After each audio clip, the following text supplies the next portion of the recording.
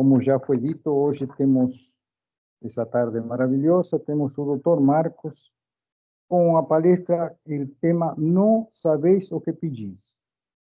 Seja muito bem-vindo, sinta-se à vontade. A palavra é sua, Marcos. Então, amados irmãos, primeiramente, muito obrigado pelo convite. É uma honra ter aceitá-lo. Eu que agradeço a caridade de vocês ofertarem para a gente a chance de vir aqui essa tarde e trazer algumas reflexões dos estudos evangélicos que a gente faz. Como a Fátima, nossa irmã Fátima falou, meu nome é João Marcos, eu sou médico e eu componho um núcleo de estudos e pesquisas do Evangelho Caminho da Luz, que fica fisicamente situado em Ipatinga, em Minas Gerais, mas que abarca e abraça pessoas e confrades do mundo todo. E dentro desse núcleo de estudos e pesquisas evangélicas, o NEP, a gente tem a prática de estudar sempre os evangelhos à luz da doutrina espírita, para que nós possamos, através das sementes de ensinamentos que a gente recebe do Cristo, termos a chance de praticar e que elas floresçam dentro de nossas almas. E hoje, para a nossa reflexão dessa tarde maravilhosa, eu trouxe para vocês o pedido dos filhos de Zebedeu, que está no Evangelho de Marcos. Eu vou pedir para compartilhar a tela, porque fica mais fácil a gente acompanhar com as imagenzinhas que a gente trouxe para vocês. Se tiver algum problema durante a exposição das imagens, vocês, por favor, abram o áudio e nos avisem, porque a gente não consegue ver a outra tela quando a gente está compartilhando. Então, eu trouxe essa imagem, primeiramente, mais forte de Jesus sendo julgado por Pôncio Pilatos, porque a gente precisa ter... Diga. Pois não? Só para falar para as pessoas que estão assistindo pelo celular, que se colocar o celular no horizontal, a gente consegue visualizar a imagem melhor, porque essas imagens são belíssimas. Eu fico encantada com essas imagens. Muito bem lembrado, Fátima. Obrigado. Obrigado por ter lembrado. Então, lembrando a palavra da Fátima, e colocar deitadinho o celular, ele com certeza vai te dar uma imagem maior e aí vai ficar mais interessante mesmo. Então, retornando aqui ao raciocínio, a gente selecionou essa parte evangélica do julgamento de Pôncio Pilatos ao nosso Mestre Jesus. Por quê? Trazer para vocês que, quando aconteceu o fato que a gente vai contar agora, que é o pedido de Tiago e João para Jesus, imediatamente antes de acontecer a passagem evangélica desse pedido de Tiago e João a Jesus, Jesus tinha acabado de falar com todos os seus apóstolos, a terceira revelação do Calvário. E ele termina essa passagem com essa seguinte frase que eu trouxe para vocês. Eis que estamos subindo para Jerusalém e o Filho do Homem será entregue aos sumos sacerdotes e aos escribas, e o condenarão à morte, o entregarão aos gentios, e o ridicularizarão, cuspirão nele, o açoitarão e o matarão. Mas se levantará em 3 dias depois. Eu quero chamar a atenção de vocês, meus irmãos, que Jesus tinha acabado de falar isso com seus apóstolos. E logo depois disso, caminharam até ele Tiago e João, os filhos de Zebedeu e Salomé, dizendo: Mestre, queremos que faça por nós o que te pedirmos. Queria chamar a atenção para vocês o seguinte, a primeira reflexão nossa: caminharam até Jesus. E isso me chama a atenção para uma coisa que eu queria compartilhar com vocês. Naquela época, Jesus existia fisicamente reencarnado no planeta Terra. Eu fico imaginando a maravilha que deveria ser a gente poder caminhar até o Mestre sem nenhum obstáculo, sem grandes dificuldades, e poder estar ali com ele, compartilhando e interagindo. E Tiago e João tinham exatamente essa possibilidade de convivência diária com Jesus. E é óbvio que eles pediram e aprenderam muita coisa, fizeram muita coisa pelo Mestre, mas caminharam até ele naquela tarde e disseram para ele: queremos que faça por nós o que te pedirmos. Tem um tom até um pouco autoritário na frase dos dois. Vamos refletir um pouquinho sobre isso. No livro Boa Nova, capítulo 4, Os Filhos de Zebedeu, no espírito de Humberto de Campos, com o pseudônimo de Irmão X, nos descreve que Tiago e João, eles eram duas pessoas muito jovens que já conheciam as pregações de João Batista, portanto, eles já estavam capacitados a entender que Jesus era o Messias.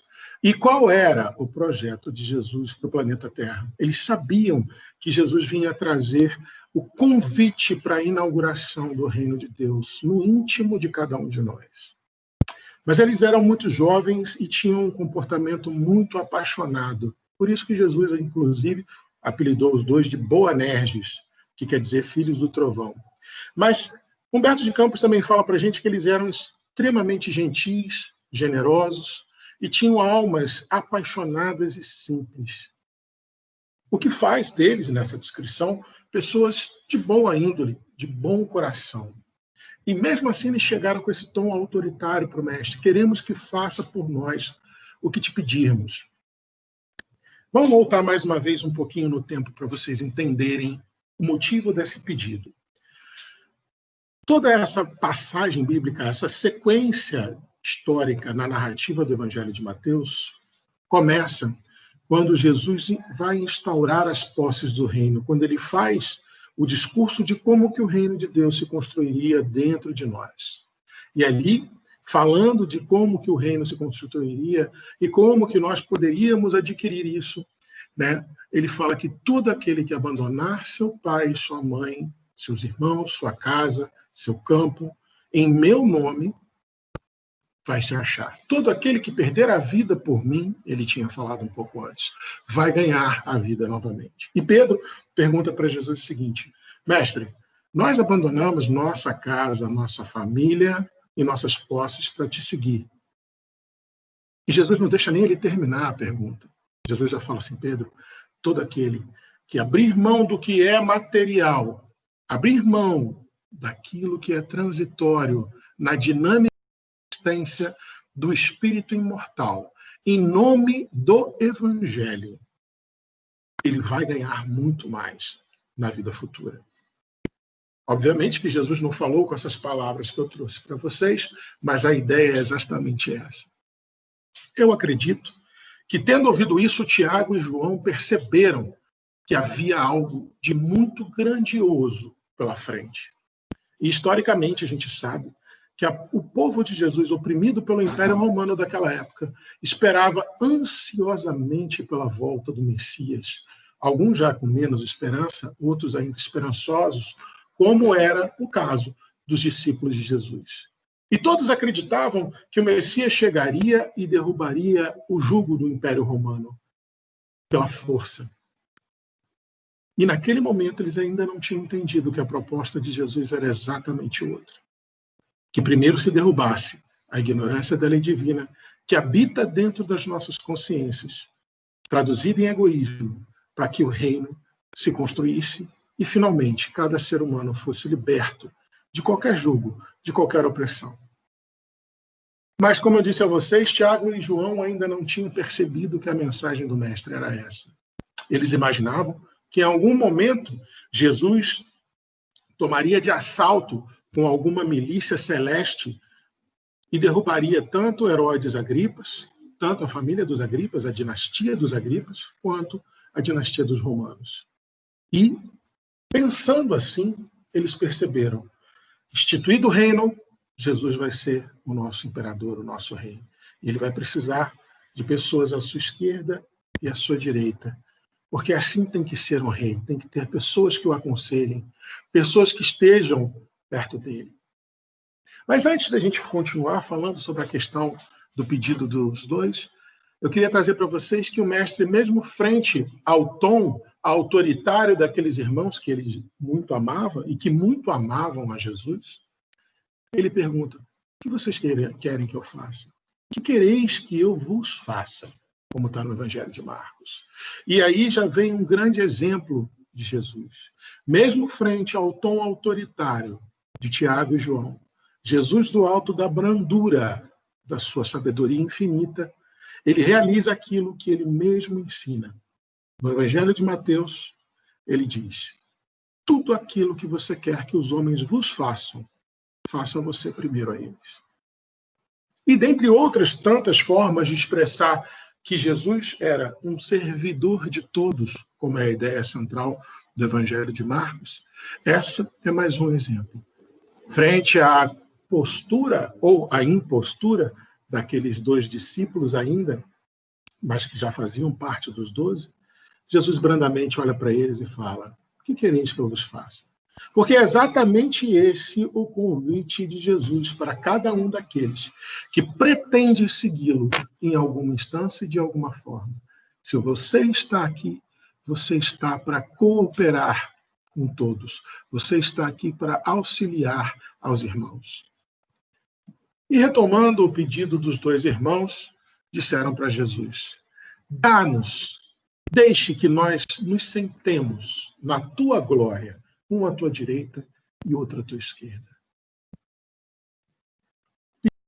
Como tenta se demonstrar nessa figura da criança espiritual que todos nós ainda somos. Reflitamos um pouquinho sobre a inocência desses 2 irmãos.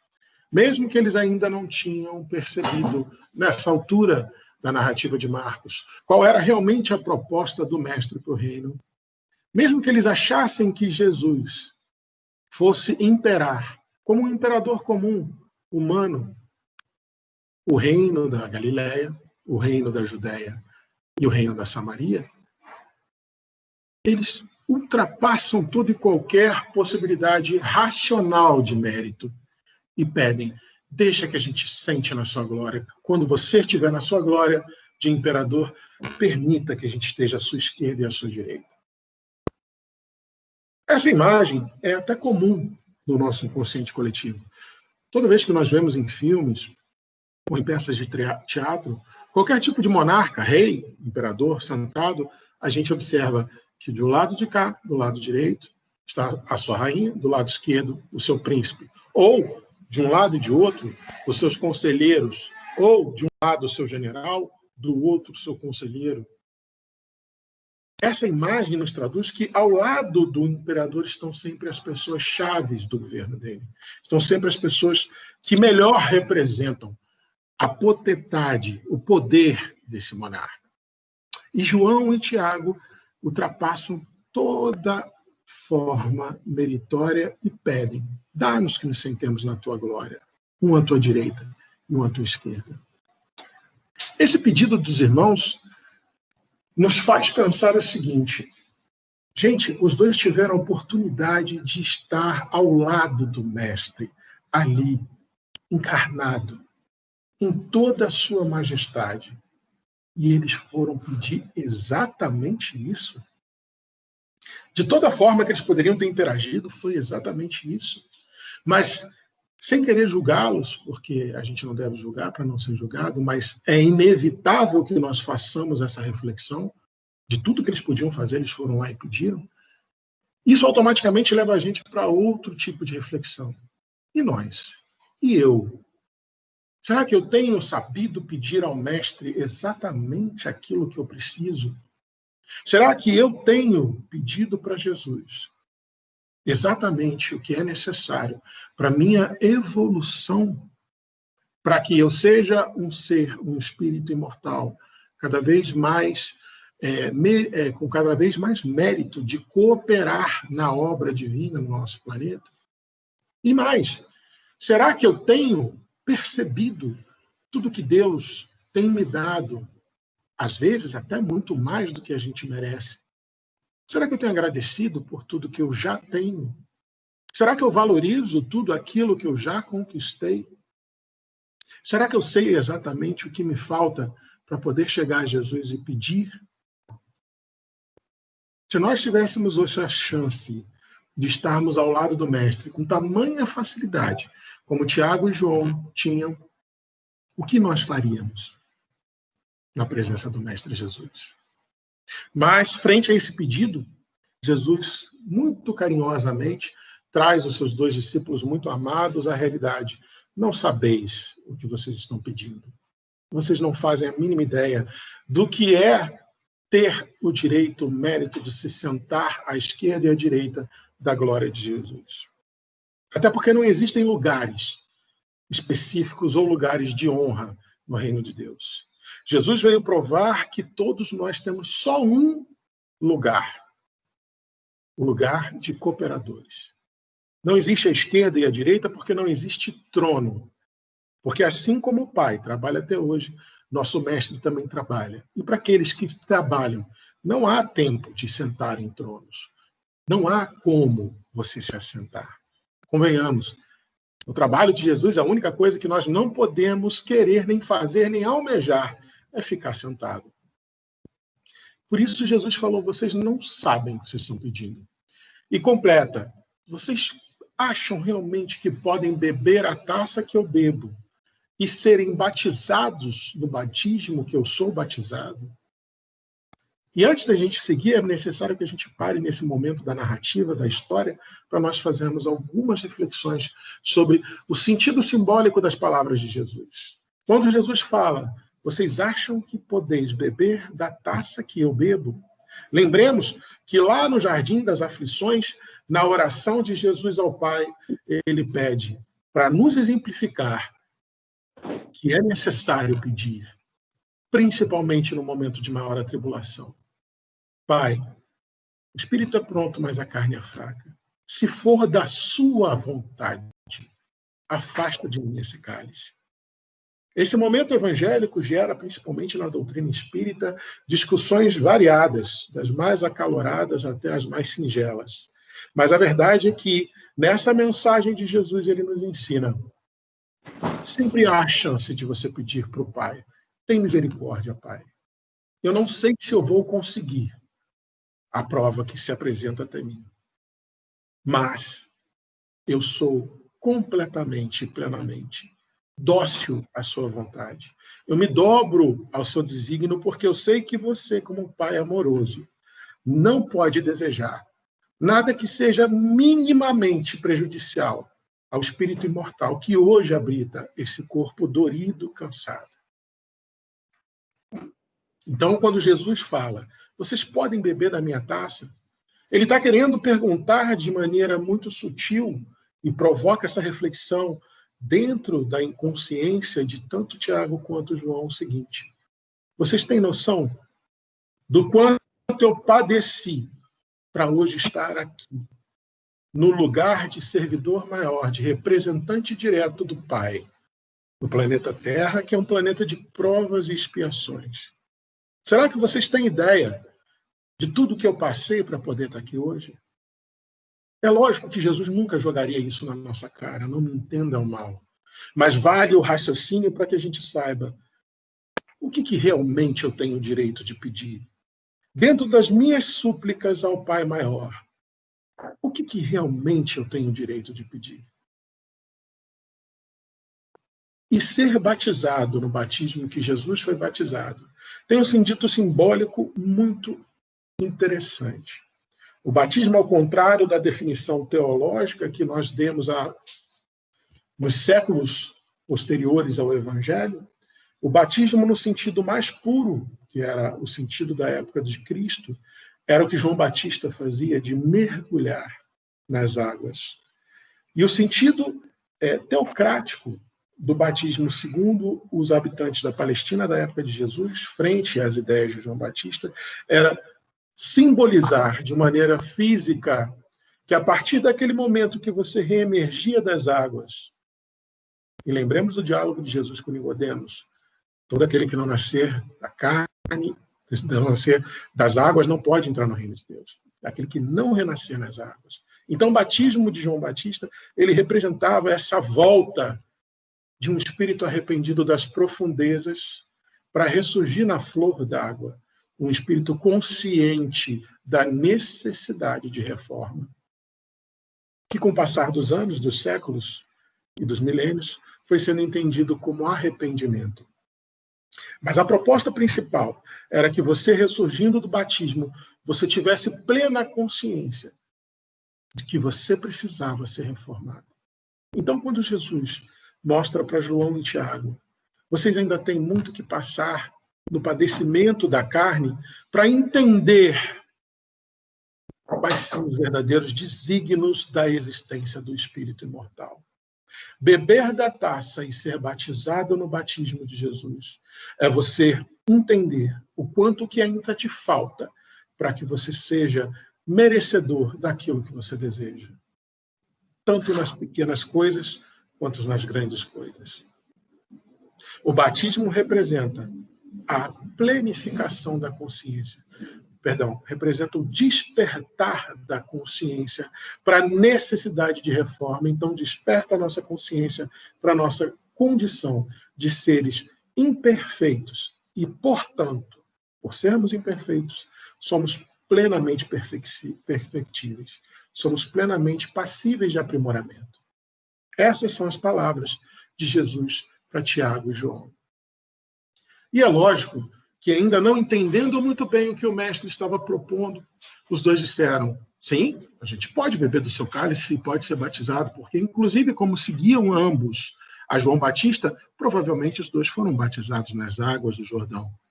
E o cálice que Jesus falava, eles acreditavam ser o cálice daquele sacrifício terreno ali, naquela existência. Como que nós somos crianças espirituais, né? Eu acredito e prefiro pensar que Tiago e João, como todo o povo daquela época, achava que aquela existência seria suficiente para expurgar os pecados, expurgar todo o sofrimento e trazer a necessidade, tudo que nós necessitamos aprender para que nós possamos nos aprimorar. Obviamente, depois do desencarne, quando você observa a condição real de vida, que é a vida do espírito imortal, você toma ciência da plenitude do campo vasto que é o campo do aprimoramento do espírito. Mas eles ali, naquele momento, sabendo que já eram eleitos de apóstolos, eram discípulos do Cristo, e já quase eleitos apóstolos do Cristo, eles achavam que iriam com Cristo para onde Cristo fosse, e que beberiam o cálice.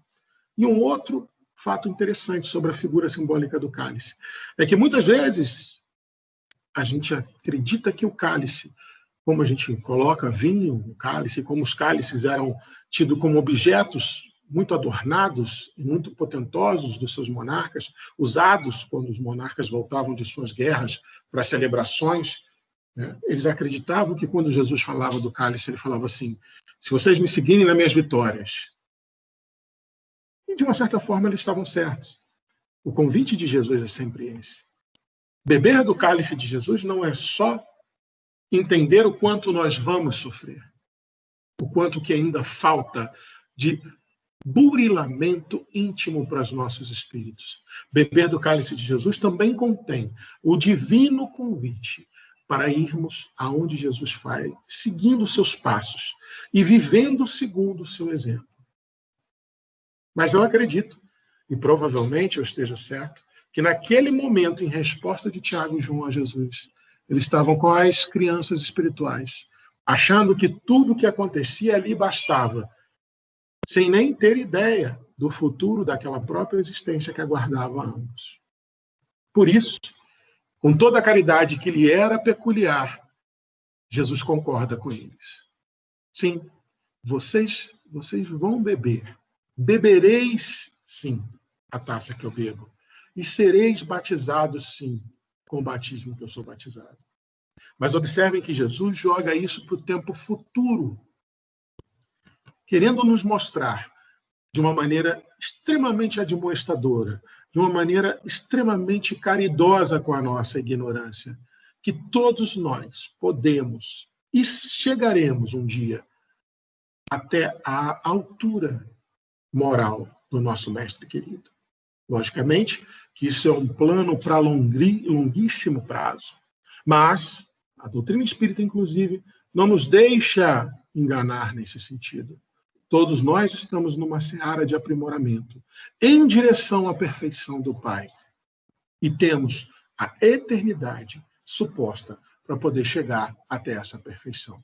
Então, Jesus não nos desanima. Jesus, muito pelo contrário, concorda. Sim, vai ser chegado um tempo que vocês vão beber da minha taça e vocês vão ser batizados com o batismo que eu fui batizado. Mas, e aí conclui Jesus, sentar-se à minha direita ou à minha esquerda não cabe a mim conceder, mas é para aqueles, para quem está preparado. Ou, na tradução de Mateus, é para aqueles que meu Pai tem preparado. Ou seja, não cabe a Jesus ultrapassar a justiça divina, por mais poderoso que ele seja. Nós sabemos, e a doutrina espírita endossa esse conhecimento, que não há guia e modelo mais perfeito para nós do que o nosso divino Mestre Jesus. Mas ele, como cumpridor das leis divinas, e ele, como sendo o nosso melhor exemplo para entender as leis divinas e toda a sua natureza, ele não pode conceder isso. Isso é para aqueles que têm merecimento. Isso é para aqueles para quem está preparado. E não se engane quando Jesus fala, não me cabe conceder para vocês esse pedido, porque o que vocês me pedem é para quem está preparado, e isso de maneira nenhuma é um louro ou é um prêmio, vamos dizer assim, para aqueles que lutaram e aí já podem descansar. A doutrina espírita também nos ensina que quanto mais nós trabalhamos e aprimoramos, maior se torna a nossa responsabilidade no serviço. E os planos são divinos. E sendo divinos, o projeto é divino. E sendo divino, ele engloba a eternidade e a infinitude. Ou seja, ele engloba todo o universo e todo o tempo disponível. A quem mais é dado, mais será cobrado. Não há como se sentar, como nós já dissemos, nem à direita nem à esquerda de Jesus. Por quê? Se meu Pai trabalha até hoje, eu trabalho também. Jesus com certeza não se senta em momento nenhum na sua tarefa. O que cabe sim a Jesus nos conceder é o seu melhor exemplo. O seu exemplo, que já é o melhor. Para que nós possamos ter uma matéria-prima valorosa que instigue a nossa incerteza, que desafie a nossa imperfeição e que nos leve e nos permita a, raciocinando, pensando, refletindo sobre o exemplo do Mestre, criemos em nós as sementes de mudança, de transformação, que vão gerar e germinar em aprimoramento. O que cabe a Jesus conceder é a seara. O que cabe a Jesus conceder é a semente que nós vamos levar conosco, a semente do Evangelho. A seara é um mundo onde tantos ainda precisam da gente. E é lógico, meus irmãos, a gente não pode deixar de terminar essa nossa reflexão dessa tarde maravilhosa sem lembrar que já há 2000 anos, Jesus, o nosso Cristo, fez a gente um pedido. Ele disse, segue-me. E hoje, 2000 anos depois, eu gostaria de perguntar para vocês, como temos atendido esse pedido do Mestre? 2000 anos, amados irmãos. É óbvio que nesses 2000 anos, nas existências, sucessivas que nós tivemos, houve aprimoramento, sim. Houve aprendizado, sim. Mas hoje eu convido a vocês a pensarmos com sinceridade e franqueza de nós para nós mesmos. E aquele pedido do Mestre de 2000 anos atrás? Segue-me. Como nós temos atendido a ele?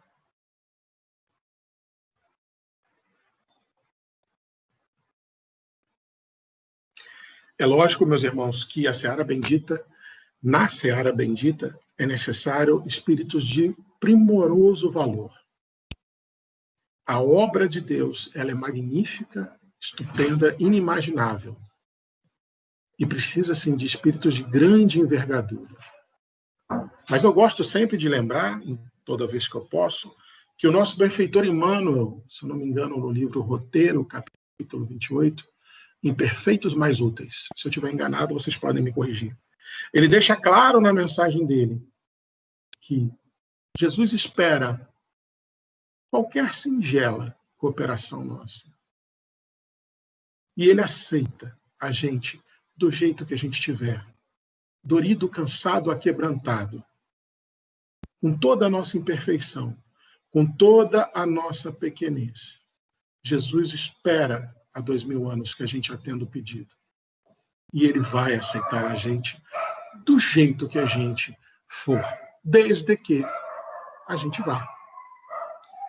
E para fechar o nosso raciocínio dessa tarde, eu gostaria de lembrar os irmãos que no livro O Consolador, na questão do 219, Emmanuel é muito claro quando se pergunta para ele, o grupo de Chico pergunta para Emmanuel qual era o segredo da iluminação do espírito. Como que a gente deveria proceder, inclusive frente à mensagem dos espíritos que traziam através do Chico os ensinamentos. Ele pergunta, a gente tem que ter algum roteiro ou a gente pode ir nos aprimorando dentro das mensagens que vocês nos trazem daí, Emmanuel? E Emmanuel é taxativo. Para a iluminação do íntimo, só existe no planeta Terra, e nada ultrapassa isso, o Evangelho do nosso Senhor Jesus Cristo. Mas de nada adianta o Evangelho do Mestre disponível para nós, se nós não realizarmos o trabalho de autoevangelização. E Emmanuel conclui que só o esforço individual no Evangelho é capaz de nos levar àquela verdade que nos liberta. Então, meus irmãos, o convite dessa tarde é que nós possamos, a partir de agora, refletir sobre: estamos aprendendo com o Evangelho? Quanto tempo eu dedico a estudar e a refletir sobre o Evangelho na minha semana?